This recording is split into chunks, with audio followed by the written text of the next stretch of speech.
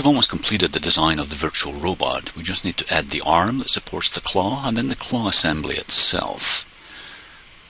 To add the arm, I've positioned the gears in a specific way, so I'll set them up just as I'm showing, with those two holes at the top and then the middle one just below. And to prevent that moving, I'm going to set the grounded check mark on, so temporarily that gear cannot move. I'm now going to place the channel inside the assembly, and that's a 1x3x1x20 hole. So we'll place that over on the left. We just need one of them.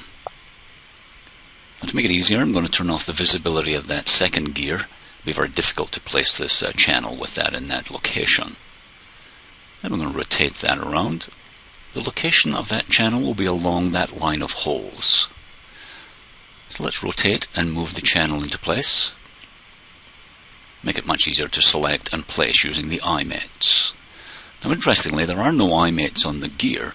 This is a slightly different technique, but the eye mate that's on the channel will only work if it finds a match. So our usual technique, hold down the Alt key, grab onto the eye mate.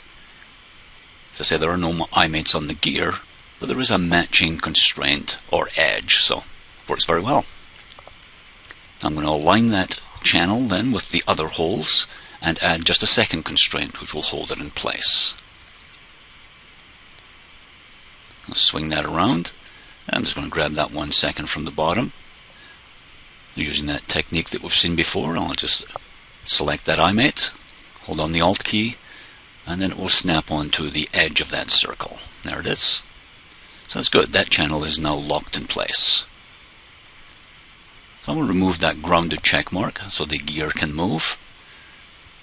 And there we go. We can see that arm is moving correctly along with the gears and the motor. And I need to turn the visibility of the 84-tooth gear back on. So let's check to see how that's all fitting together. We're going to look at the front view here. I was a bit suspicious when I was placing that, and we can see there's a fair amount of interference between the channel and the gears. So just as I noted with the problem on the battery pack, I'm going to make a note of this one as well.